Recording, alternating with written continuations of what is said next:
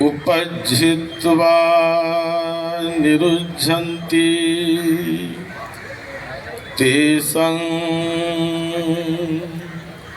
उपशमो सुखो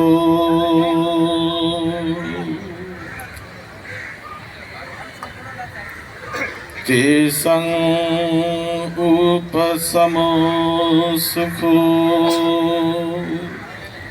सगळ्यांनी सामुदायिक शेवट त्यांच्या कुटुंबियासाठी तर आहेच, परंतु ते आंबेडकरी चळवळीसाठी फार मोठं दुःखाचा डोंगर आहे।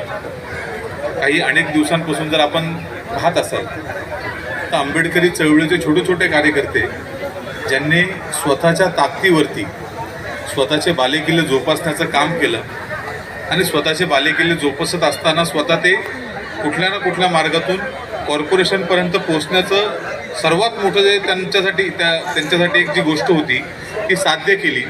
आणि तेही कशासाठी, तर आपल्या विभागामध्ये आपल्या माध्यमातून काही कामं व्हायला पाहिजेत आणि असे काही नगरसेवक घडले। आणि ते आता मागच्या 2-3 वर्षापासून जर सातत्यपूर्ण आपण पाहिलं ते एक ते आंबेडकरी चळवळीचे कार्यकर्ते ज्यांचं समाजामध्ये आणि लोकांमध्ये मोठ्या प्रमाणामध्ये योगदान होतं ते हळूहळू आपल्यामधून निघून जायला लागले। मग त्याच्यामध्ये अनेक लोकांचे नावं घेता येतील। माझे वडील प्रकाश भोसले असतील, मनोजभाई संसारे असतील, गौतम साबळेजी असतील। हे काय फार मोठ्या कुटुंबातून किंवा फार मोठ्या पक्षामधून आलेले लोक नव्हते। RPIमध्ये काम करायचं, RPIमध्ये काम करत असताना स्वतःचा मतदार निर्माण करायचा आणि एकदा आंबेडकरी चळवळीने तिकडे संधी दिली की ते संधीचं सोनं करायचं आणि आपला अख्खा मतदारसंघ चांगल्या पद्धतीने बांधून ठेवायचा। पण त्यासाठी आयुष्यभरामध्ये प्रचंड कष्ट, कुटुंबाकडे लक्ष न देण्यासाठी वेळ आणि फायनान्शियल आर्थिक गोष्टींचं नियोजन करणं वगैरे वगैरे अशा अनेक अडचणीच्या काळामधून आपण शेवटचं स्वप्न जे साकार करतो कार्यकर्त्याच्या आयुष्यामध्ये ते म्हणजे फक्त नगरसेवक। परंतु तशा परिस्थितीमध्ये देखील अतिशय प्रतिकूल परिस्थितीमध्ये स्वतः बृहन्मुंबई महानगरपालिकेचे कर्मचारी होते साबळे साहेब। बृहन्मुंबई महानगरपालिकामध्ये काम करत असताना त्यांनी स्वप्न पाहिलं की ह्या आपण ज्या कुर्ला नगरीमध्ये राहतो, त्या ठक्करबापा नगरीमध्ये राहतो, त्या नगरीचा आपण उद्धार केला पाहिजे, विकास केला पाहिजे। आणि अशा चांगल्या विचाराने प्रेरित होऊन त्यांनी कॉर्पोरेशनमध्ये इलेक्शन लढण्याचा निर्णय घेतला। ज्यावेळेस निवडणुकीची वेळ होती मला चांगलं आठवतं, मी खूप लहान होतो। गौतम भाऊ असतील, माझे वडील असतील, इकडे जिल्हा अध्यक्ष बाळासाहेब गरुड असतील, या सगळ्यांचं तिथे जोरात चर्चा चालू होती। आणि ती चर्चा होती की गौतम साबळेंना आपण सगळ्यांनी समजून सांगितलं पाहिजे की बृहन्मुंबई महानगरपालिकेचे तुम्ही इलेक्शन लढणं टाळा।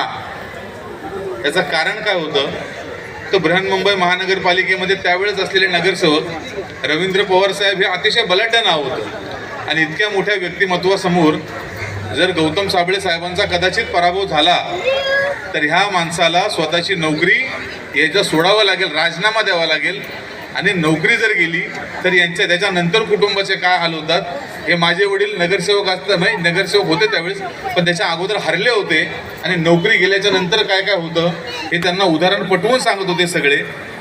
पण तशा परिस्थितीमध्ये देखील गौतम साबळे साहेबांनी सांगितलं की मला माझ्या वॉर्डवरती विश्वास आहे, मला माझ्यावरती विश्वास आहे, मला माझ्या कामावरती विश्वास आहे। तुम्ही सगळ्यांनी संधी जर दिली तर निश्चितपणे मी कॉर्पोरेशन काढेल। आणि मला वाटतं आठवले साहेबांनी त्या संधीचा सन्मान केला। गौतम भाऊंची सगळ्यात मोठी भूमिका होती आणि त्या मोठ्या भूमिकेतून गौतम भाऊने पटवून ते तिकीट कसं काढलं आणि मला कोण ओळखत नव्हतं म्हणून माझ्या हातामध्ये ते तिकीट बराच वेळ होतं। त्यामुळे गौतम साबळे साहेबांनी त्यानंतर कॉर्पोरेशनमध्ये निवडणूक लढली, जिंकल्याच्या नंतर ते नंतर काँग्रेस पक्षामध्ये गेले, काँग्रेस पक्षामधून त्यांच्या सौभाग्यवती कॉर्पोरेटर राहिल्या। असं वेगवेगळ्या पद्धतीनं नंतर त्यांच्या राजकीय आयुष्यामध्ये निश्चितपणे प्रगती होत गेली। शांतीचा सुखाचा मार्ग देणारे विश्ववंदनी महाकरुणी तथागत भगवान गौतम बुद्ध, भारतीय संविधानाचे एकमेव शिल्पकार विश्वरत्न परमपूज्य डॉक्टर बाबासाहेब आंबेडकर यांच्या पवित्र स्मृतीस विनम्र अभिवादन। आजच्या आणि साबळे साहेबांचे नातेवाईक आहेत ते 2 मिनिटात आपलं मनोगत व्यक्त करते।